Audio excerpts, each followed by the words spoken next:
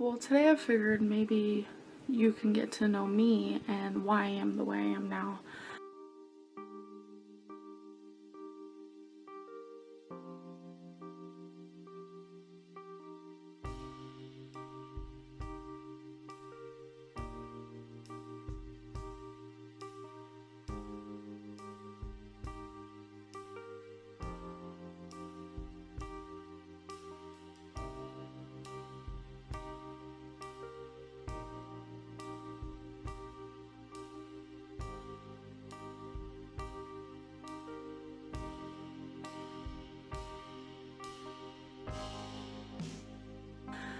So this video is going to be about my childhood and what led me up to where I am now. So I was born December 27th, 1990 in Key West, Florida. I do not remember anything about there at all.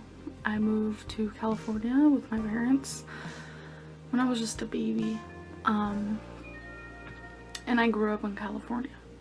I did have a very, very hard childhood. My parents were drug addicts. They abused each other, neglected each other. I was actually called the golden child because I was so tan. I was always on my bike, I was always swimming, and I was always chubby then too, but I didn't care. I went out and did things that little kids did. But as I got older, I started realizing more so that my parents weren't like normal parents. Their location of using drugs was in the bathroom. So every time I'd go in there, I knew that when they came out, they'd be a different person. When I was 8 years old, my mom said that she was pregnant with her third child.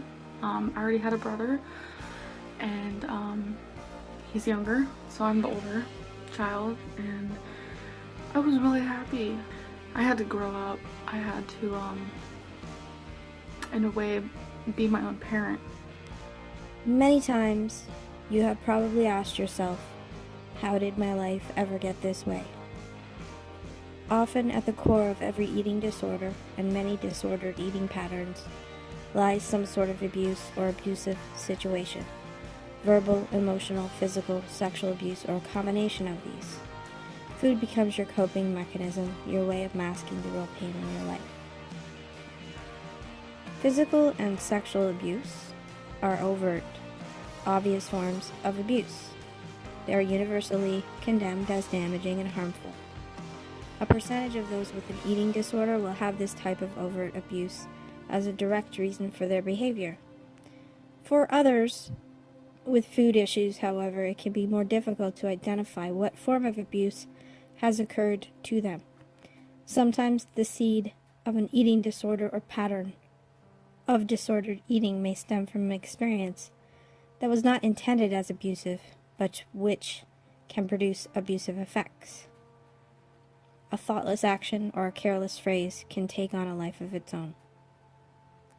Exploring your dark corners of the past may reveal the roots of your eating disorder. When my brother was born, he was so adorable, and gosh, I loved him. I still remember one time in particular when my parents were on so many drugs that they were like passed out. My baby brother was crying, and it was because his crib was by a curtain, and the curtain string was wrapped around his neck. I will never forget that day as long as I live. Even now it's emotional for me, and to put it shortly, I had to save his life, and I did. And then I realized that I don't think my parents will ever change. One day when I was at school, I think 3rd or 4th grade, I got a call to the office.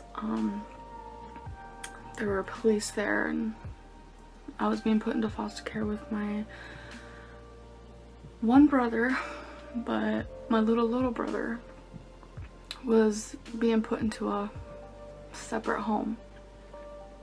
I found out that my brother was actually going to be an adopted child. He was going to be put in closed adoption, which meant I would never be allowed to see him again. Felt like my own child was being adopted.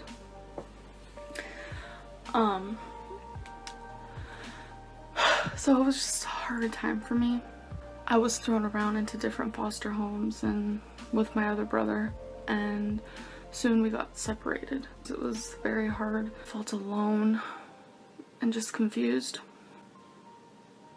When I turned 12, my parents finally decided to get their act together, and we had a 6-month trial to live with them. And that trial turned into 2 years. It was a failed trial. I started smoking marijuana. I turned to the wrong type of people to hang out with. My brother started acting out. He started hitting me. Their drug addiction went to a whole new level. We actually lived in a trailer. That's mainly what I lived. Whenever I lived with my parents, that's mainly where we lived. It was the smallest trailer ever.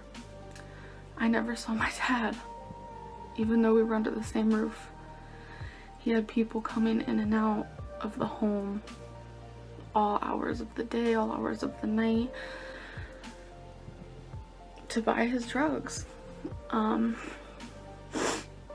My parents actually got separated at this time, which was hard to handle.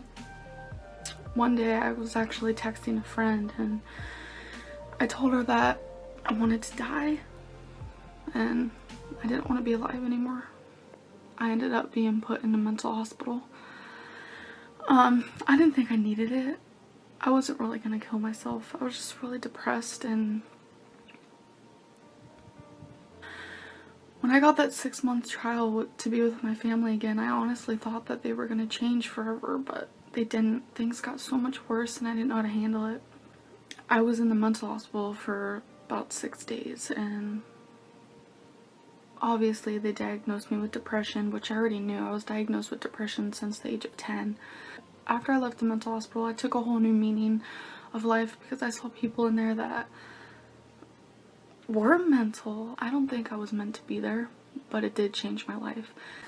Somewhere in my younger years, my mom did have another child, and I held him once, and she put him up for closed adoption the day he was born.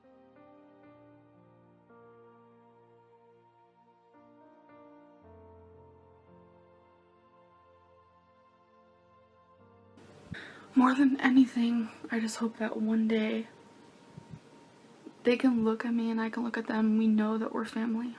I miss them every day. Being able to see them again would mean the world to me. If my parents started taking more drugs, even though my parents were separated, my mom was living down the street with her boyfriend in a different trailer. I was in class yet again, and I get called to the office. I didn't care about school. Things that were happening at home were ruining my education because that's all I thought about. I'd either miss school or I'd just not care. Like, I'd go and I wouldn't do any of the work. I got made fun of every single day. Every day I was bullied. Emotional abuse can be either verbal or nonverbal. Teasing, belittling, sarcasm, and taunts are all forms of emotional abuse. Nonverbal cues might take the form of expecting more from children than they can reasonably deliver. Conditional love with its message of "I love you but" is also a form of emotional abuse. Emotional and verbal abuses are easy to deny because the scars are hidden. There are no bruises to heal, no visible wounds to point to. It is harder to say, yes, this really happened. if you have always lived with him, these behaviors might even seem normal to you. But for all of their seeming invisibility, they can be very damaging. I was the smelly kid. I was the fat girl. That's how people knew me. I was Fat Amber. But I just got bigger and bigger. Some women aren't overweight because they have an appetite for big portions. It's not because they loathe the treadmill, or because they have a thyroid problem, or because they're too lazy or too busy to plan out a sensible meal or fit in a workout. Instead, they wear their excess weight as a shield. But as I was in class that one day, I got called to the office, the cops came, and yet again, me and my brother were being put into foster care. It's hard, it's overwhelming and depressing. You don't know what to do when you're put into strangers' homes. You don't know what to do when you're put into a children's shelter. But this time was a little different. I was in the shelter for months, and I had this daily visit with my mom. I was even in a group home for 2 years when I was 10 and 11. That was when I was separated from my brother, and nothing was working out. So when I had the opportunity to live with my best friend, I was so happy. But her and I became distant. I was still depressed. As much as I wanted to be happy, I was still inside depressed. Uncovering the underlying psychological reasons that are causing an eating disorder is essential for building a path to recovery. Things that I witnessed with my own eyes at such a young age was something that people who were 60 years old never even experienced, and all I did was sleep. I just stayed in my bed and watched TV, and I ate and I ate and I ate and I ate. Food was my best friend. I was alone. It was hard to be alone. Feeling alone when so many people around you is one of the worst feelings in the world. I have to admit, after being pretty much tortured by her and my brother, I climbed my way up to being 420 pounds. It was shocking, and people made fun of me still. I mean, we were almost 18 years old and I was being made fun of still. I mean, when do you grow up, honestly? For some, weight is a consequence of emotional eating. Emotions may become too high risk. They've been through so much already that they'd rather avoid any more hurt. They'd rather push down the depression, anxiety, anger, confusion, or pain. They may use food to numb their feelings or soothe their discomfort. Perhaps it started out as once in a while comforting treat and mushroomed into a full-fledged habit. Heading for the fridge or pantry becomes an automatic reaction to upset and anxiety. When I turned 18, I moved to Oklahoma to be with some of my family. Things were happening, and I actually had my first anxiety attack there, which was horrible, and pretty soon I was diagnosed with panic disorder, and it's just so much was happening, and my mom was still doing drugs because she was also living in Oklahoma at the time, and I just felt hopeless. While I was in Oklahoma, I was in a long-distance relationship, and I was gonna go visit my girlfriend, and not my current girlfriend, I'm just mentioning that. I was gonna go visit my girlfriend, and she lived in Arizona, so I went to go visit her, but while I was in Arizona, I was kicked out of Oklahoma. I got a text from my mom saying that my grandma did not want me living in her home, so I was stuck. I didn't know what to do. So I stayed in Arizona.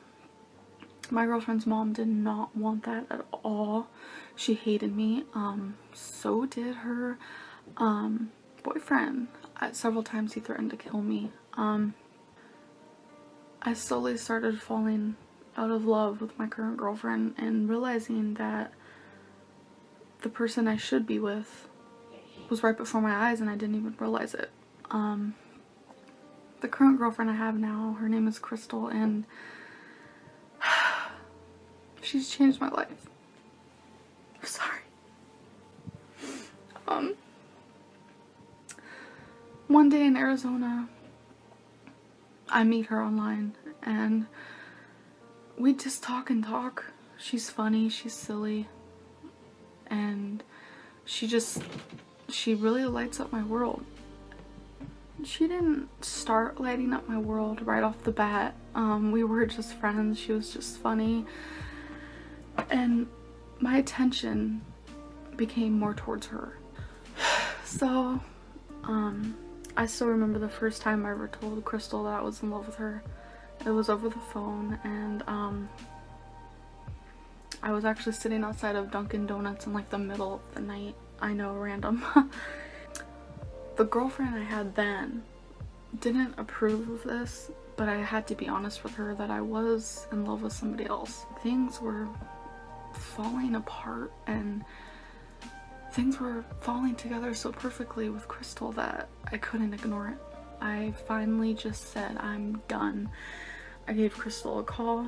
Next morning I was actually getting on a plane to be with her. Her parents paid, and I appreciate everything her parents have done for me. And for the first time, I can really say that they have changed my life. Since I've been here, I've finally been urged to get healthy. I've been losing weight, and I've been doing it because of them. I love you, Crystal. I know you're watching this, and I just want you to know that I love you so much. I'm living with Crystal and her parents, and I'm really happy. I kind of just wanted to give you guys a little idea of where I come from, because no matter what, where I come from is a huge story, and it will never be able to be expressed in a little short video. I feel better for kind of getting this off my chest, because it is good to know who is behind the video, and now you guys kind of do have an idea of who is behind this video. And even though my parents are never going to change, I'm 22 and they're still the way they were from day one. I know that I can be a better person, whether my brother falls in their footsteps or not. Knowing that I can be stronger than to be like them makes me feel like I'm gonna be alright. I really am. Whether your weight is an intentional barrier, a consequence of emotional eating, or a bit of both, the following tips may help. 1. See a therapist. 2. Seek out resources and support. 3. Work on curbing emotional eating. While working on the underlying cause of your weight, such as exploring why it's protective and healing any trauma, is key to emotional health. Reducing unhealthy behaviors can contribute to your overall health too. This is something you can work on with your therapist. 4. Make strides to overcome the abuse or traumatic event. 5. Learn to express your emotions in a healthy way. This includes identifying and monitoring your emotions, using writing as a tool, breathing and using relaxation techniques, and seeking out social support. For in-the-moment relief, try simple self-soothing strategies.